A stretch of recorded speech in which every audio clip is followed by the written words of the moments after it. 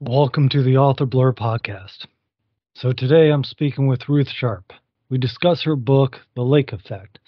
It's the first of two. We'll see how many. So with that being said, I appreciate you being here, and I hope you enjoy the show.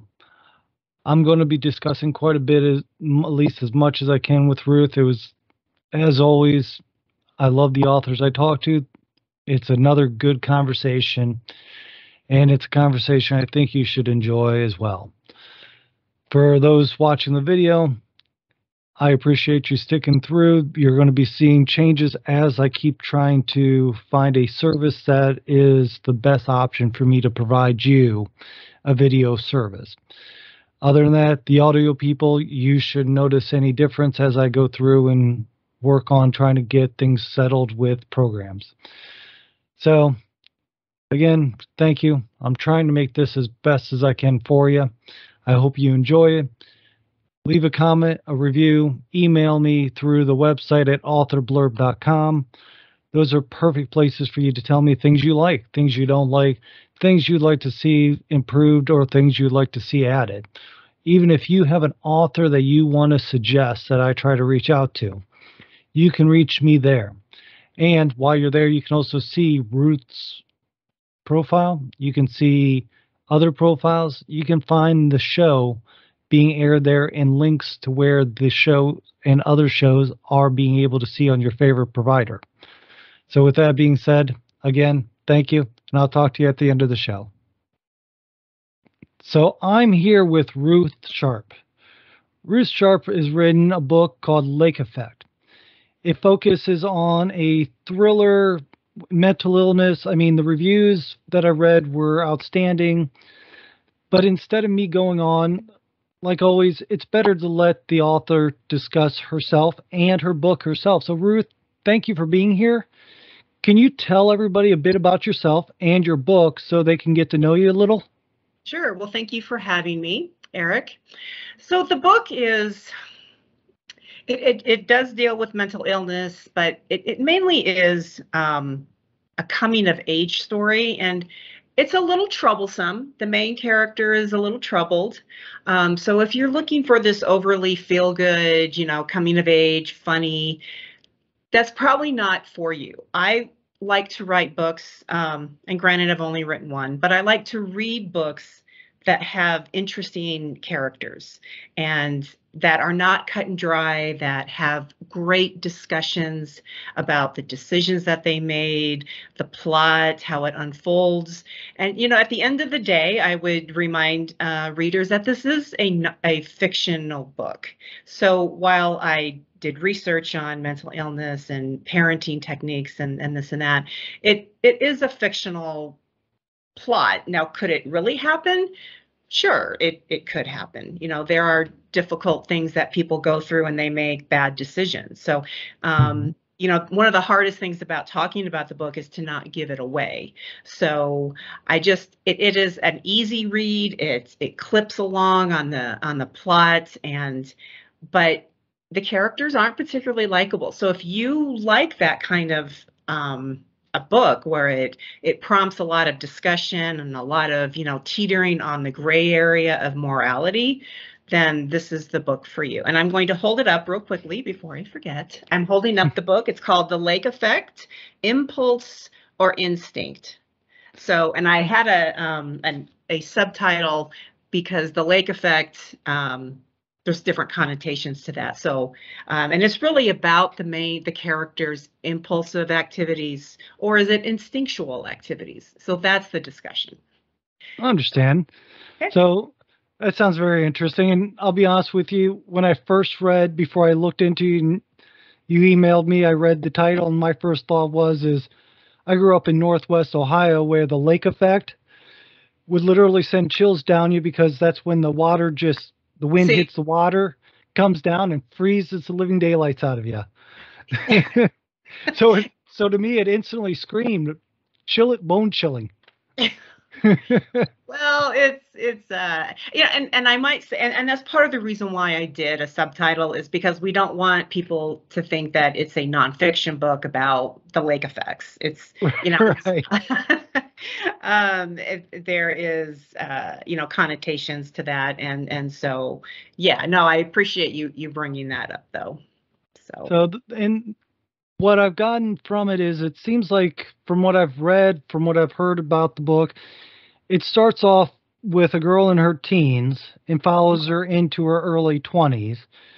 And what does it really pertain to?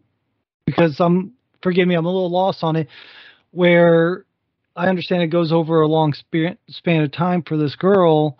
What is she facing? What kind of things? Is it a mental illness? Is it crime? What is it really?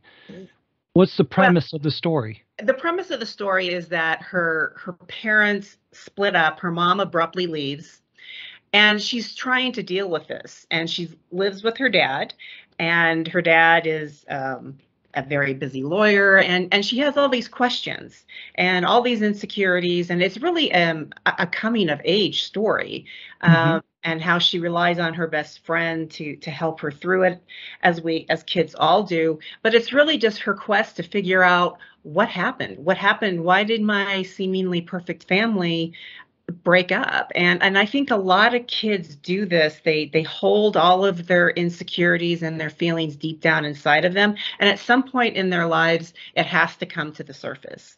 And so for Lexie, it comes to the surface when she's in college.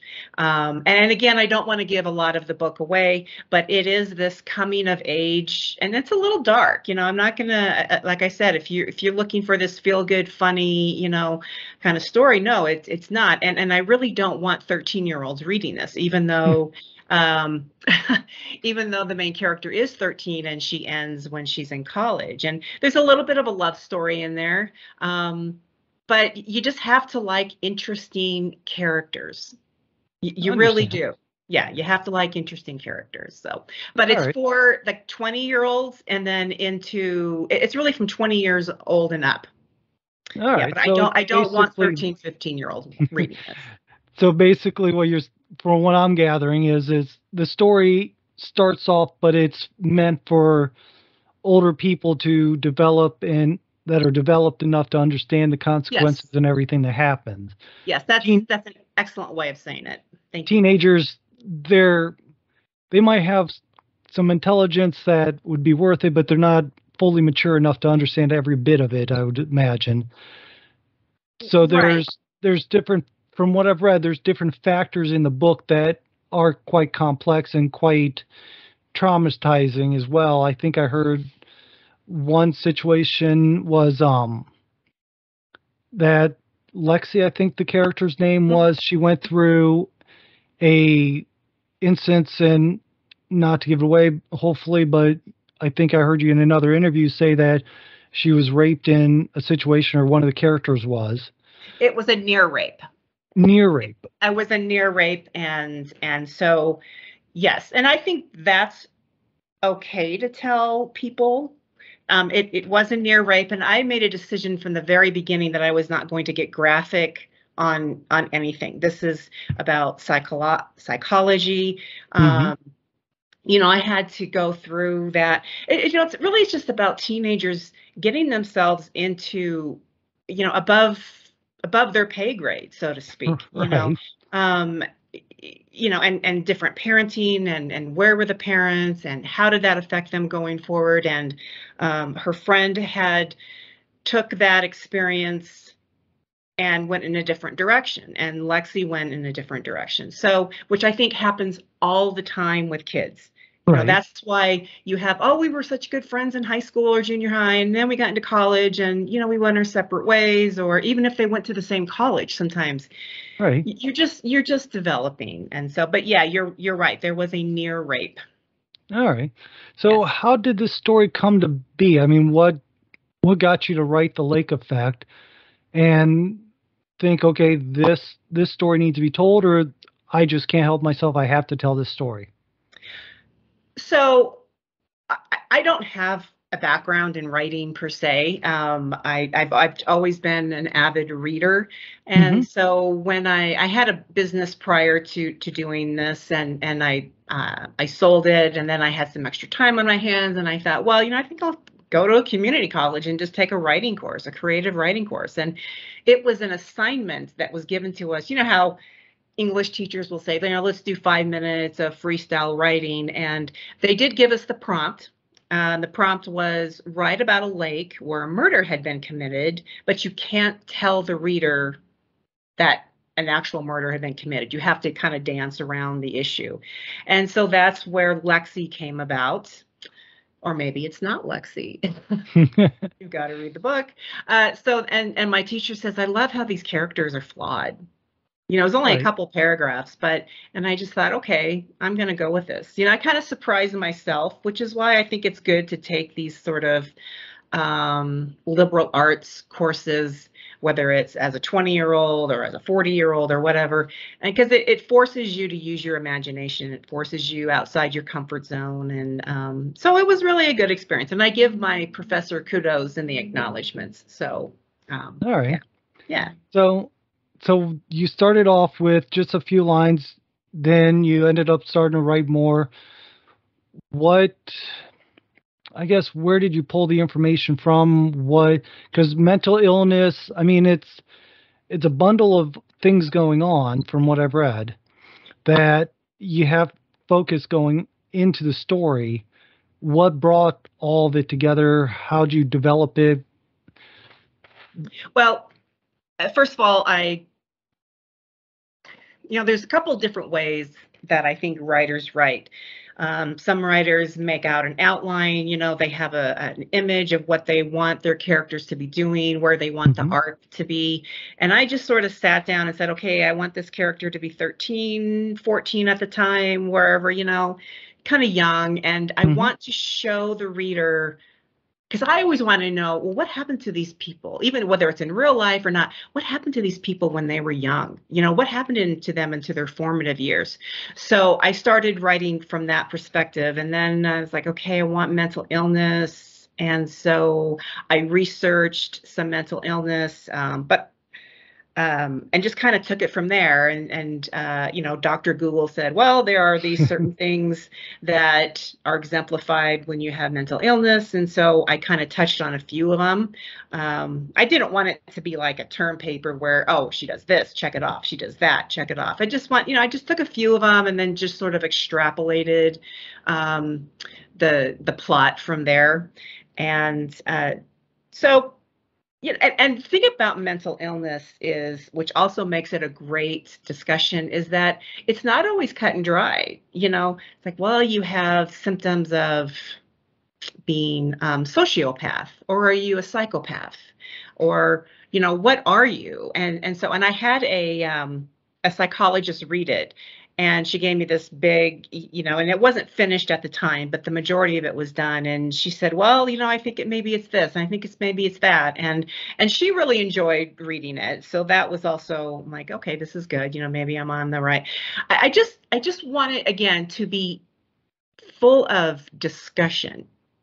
And if you're in a book club and there's always somebody who has expertise in this or expertise in that. And it's like, okay, bring in your expertise. If you work in a mental institution, or you are a psychologist, or you're a school counselor, bring in your expert. It's chock full of discussion is what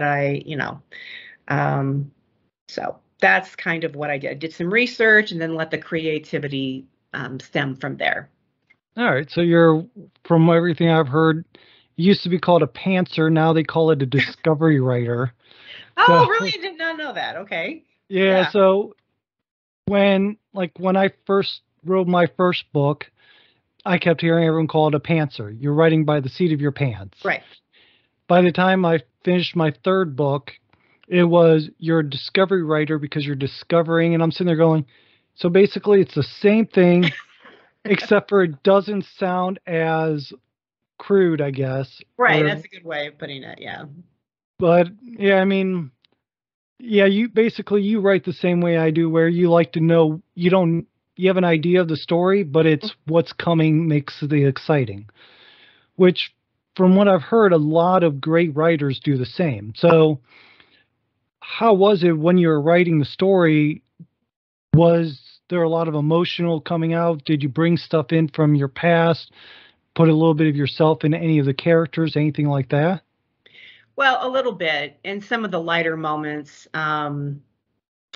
I did, and I wanted to make sure that I had the right social, um, yeah, social fabric of the early 2000s. I wanted to make sure that I got the songs right and like some of the Hmm. TV programs and you know um and of course I was around in 2000, so I pulled a little Right. bit from that, but mainly I just tried to let the characters talk to me as I'm writing. And let me tell you, it is not, well, this, it, you have to look forward to that. You have to look forward to, I'm going to write from 10 in the morning until 2, and I'm just going to let these characters talk to me. They're like your little friends.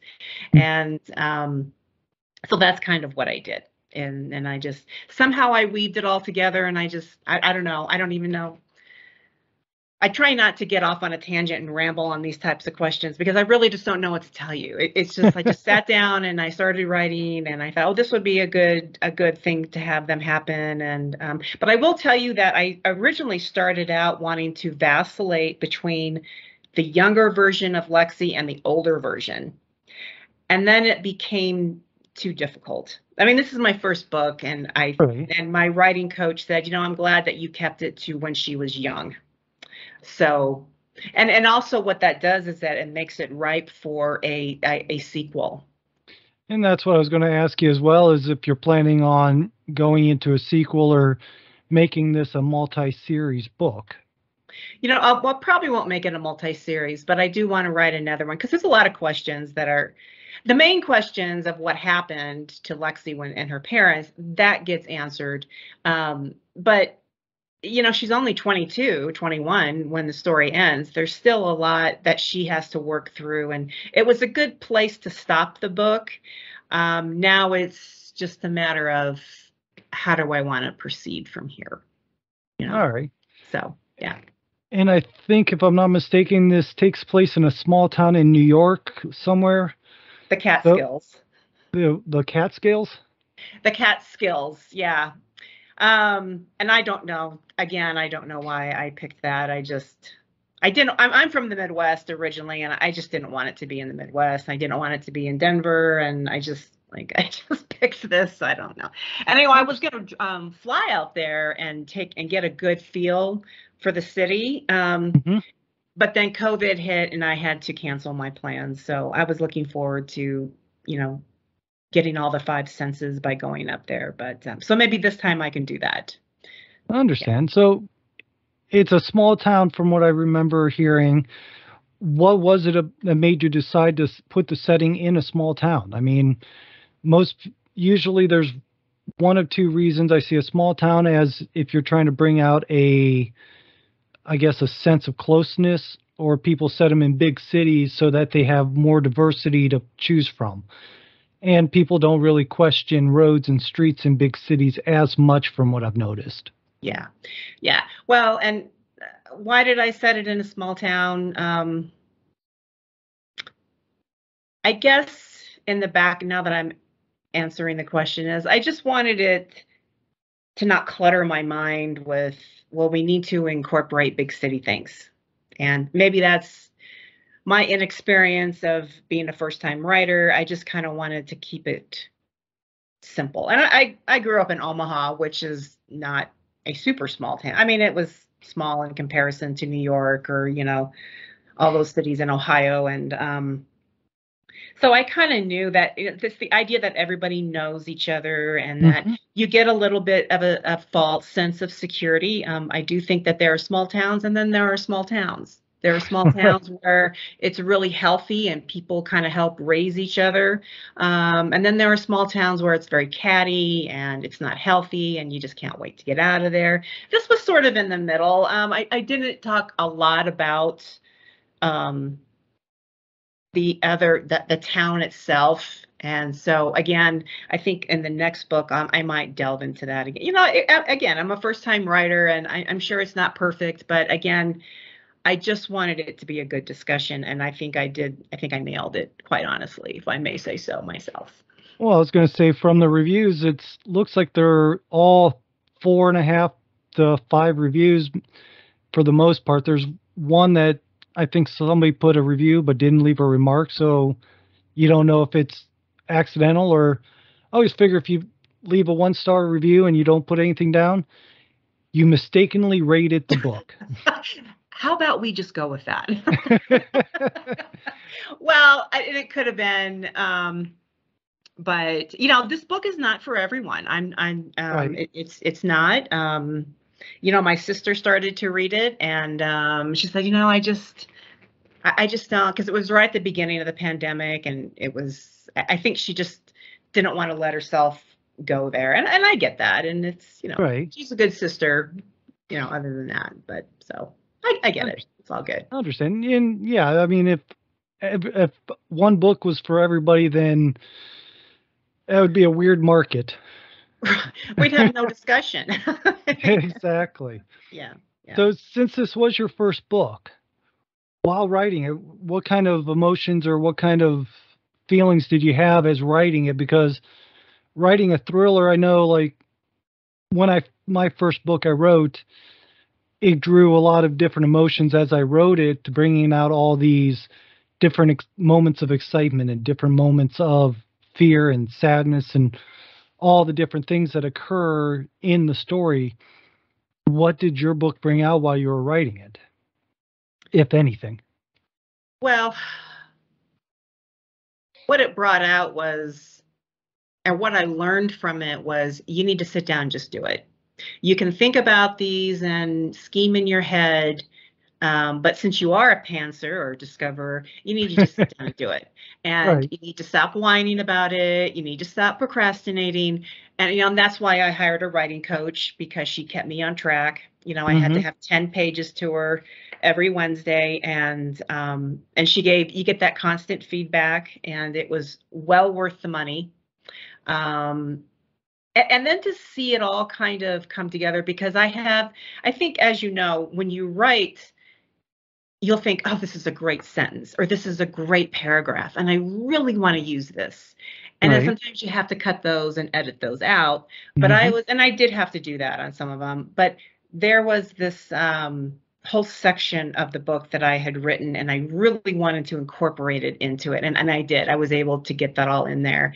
And I won't tell you what part it was or anything like that. But, so that was my only, it's like a little anxious, a little intimidated, highly intimidated, but it was a great learning process. Like, if I sit down, I can do it.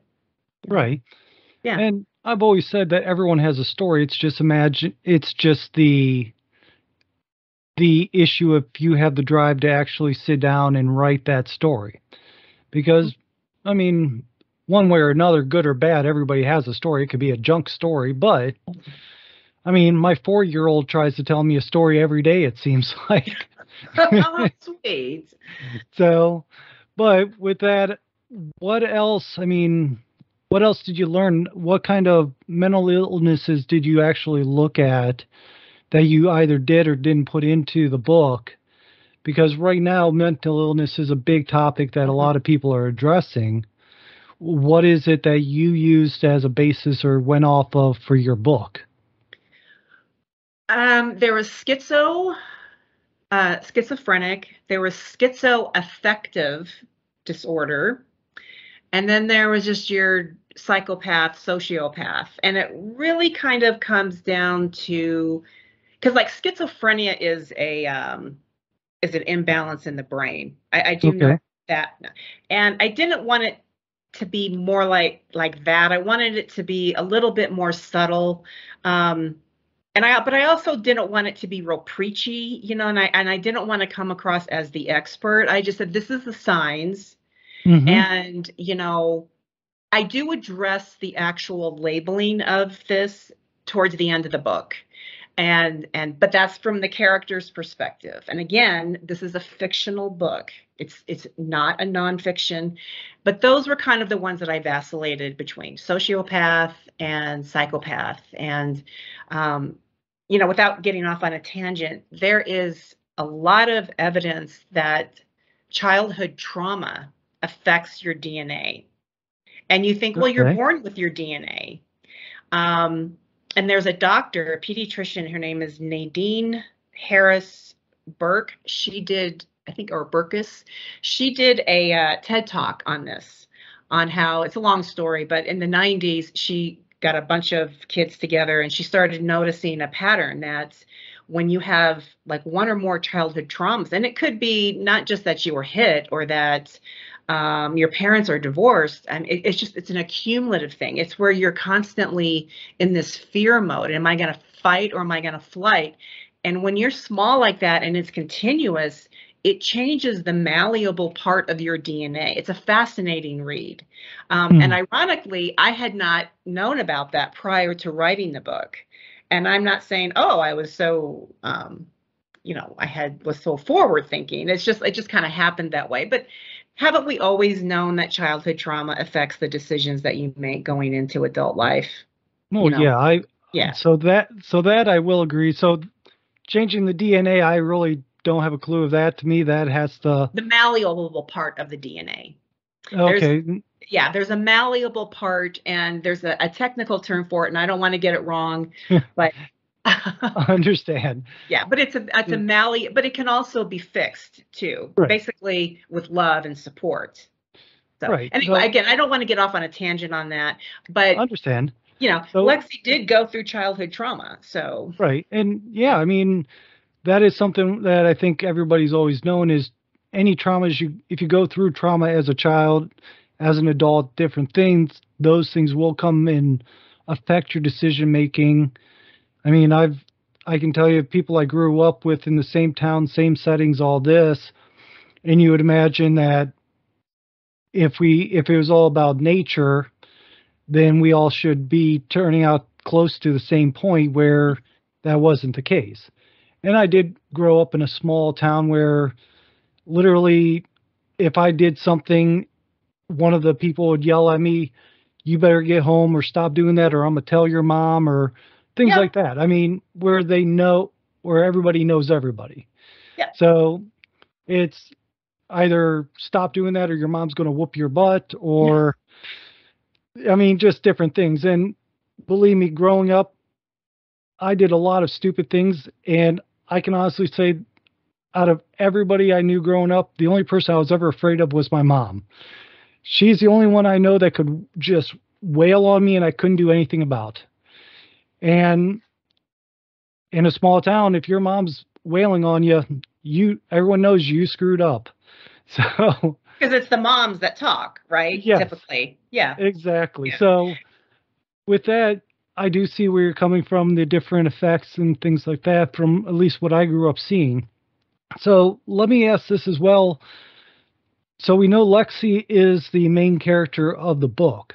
Mm-hmm. Are there other characters in your stories that people should pay attention to, that it's not just Lexie, but a story is normally not just a single person unless you're like that Castaway with where the only other character was a volleyball or something?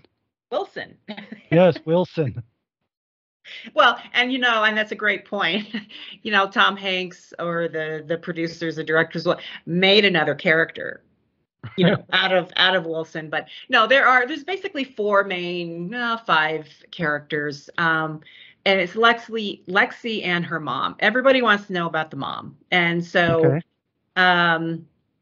that's probably where I will focus on my next book is mom. And again, I just don't know how to do all of it. And what I did learn, like we talked about, was to not try to figure everything out. Just wait until I'm in a place where I've kind of got this book underway. Marketing a book is like a whole other baby in itself. Oh yeah.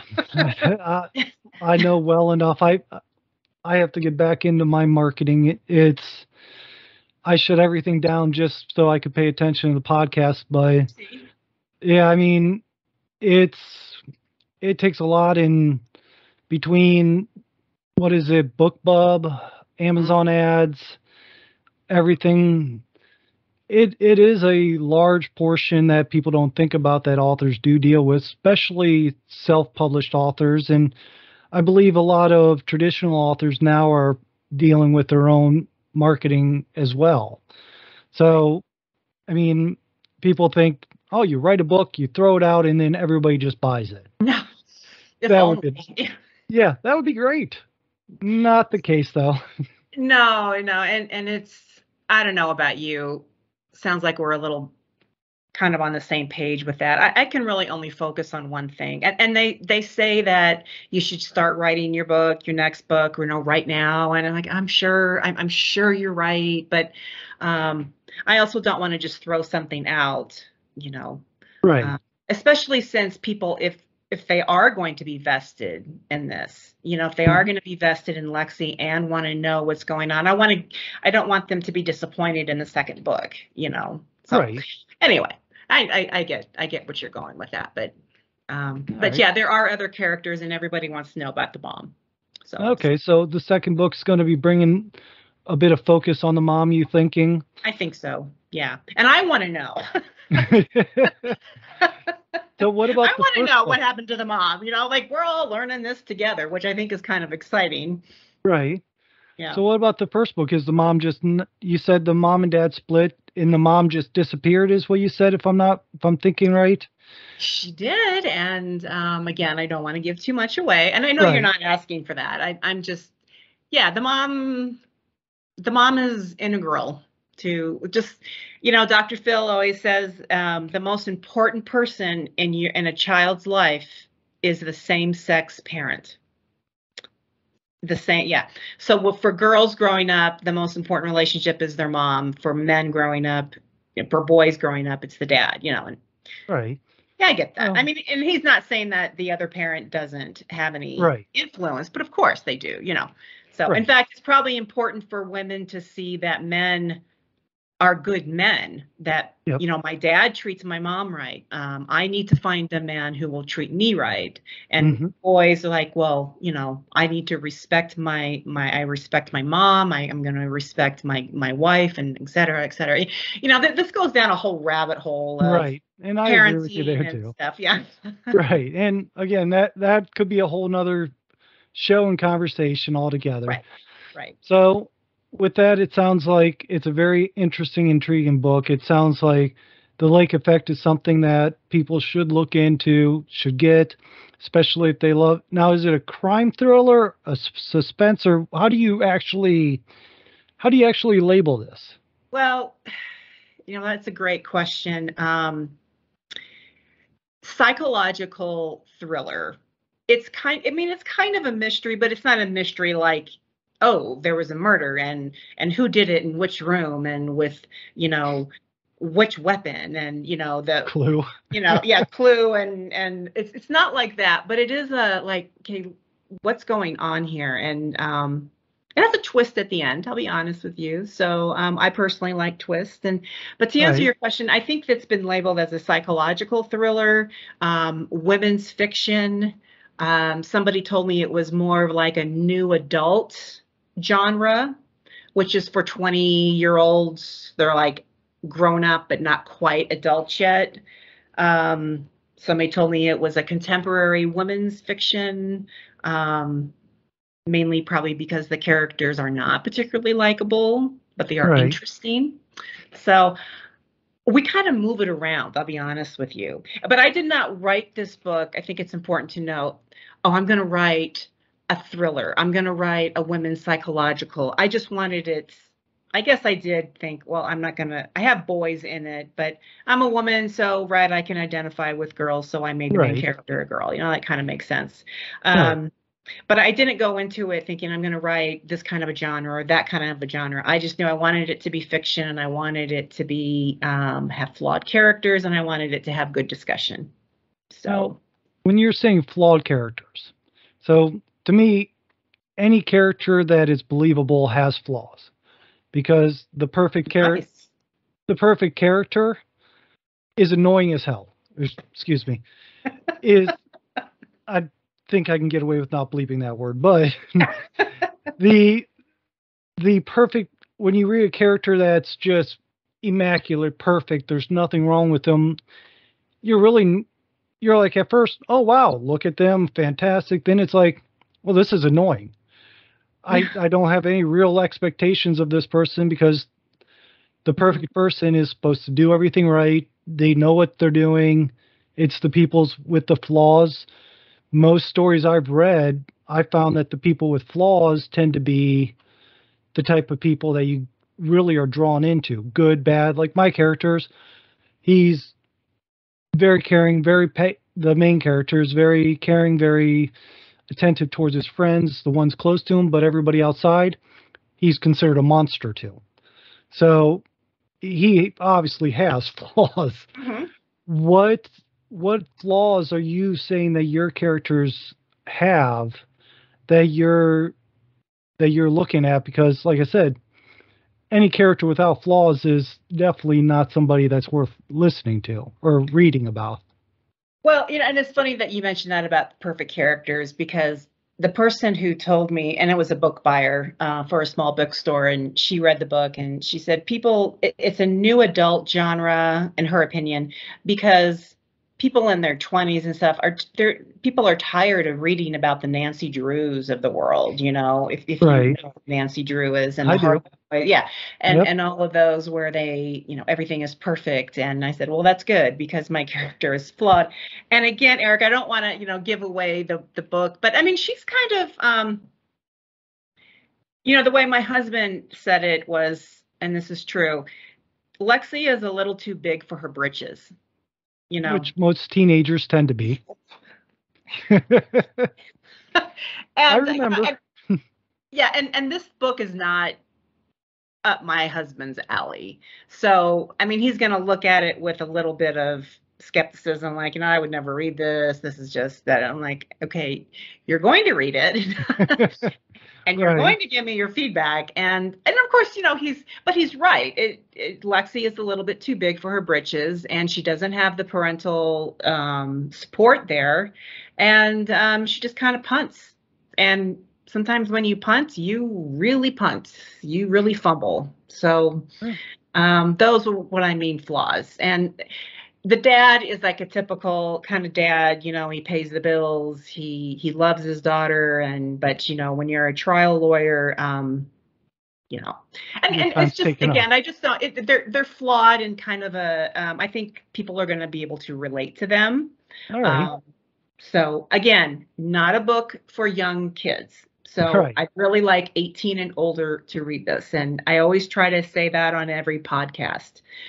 This is for 18, 17 maybe, but 18 really and older. I understand. So this is not your Hardy Boys or Nancy Drews for those of us that do know who they are. Yeah. But with that being said, it sounds very interesting. So I'm going to encourage people to go find you. And I have a profile of you set up on authorblurb.com where people can read a bit about you, the information you gave me, and a few links. You have a website as well. Do you prefer people to go to your website to find you? Where do you prefer them to locate you and get in touch or ask you questions? I guess I'd like him to go to the website, Ruth Sharp, author.com. Or they can go to Amazon and read about it and see the reviews and all of that. I do put some blogs in there. I try to give some snippets of the Lake Effect. I give some snippets of the future book. I've written a little bit with the caveat of I may not use any of these snippets in the next book, so don't hold me to it. And then just miscellaneous writing that I've done. I kind of want people to know me and that I am flawed. Right. Ask my kids, ask my parents, ask my husband. I am flawed too, but I'm just kind of a regular person who's decided to take their hand at writing. And so that's, I guess the answer to your question is to go to the website. So, yeah. All right. Thank you so much for having me. I so appreciate this. This was great. This was a good interview, I have to say. Yes. Well, I definitely enjoyed having you on. And thank you again for being on. So if you can hold on for one moment, this is going to be the end of the conversation for everybody else.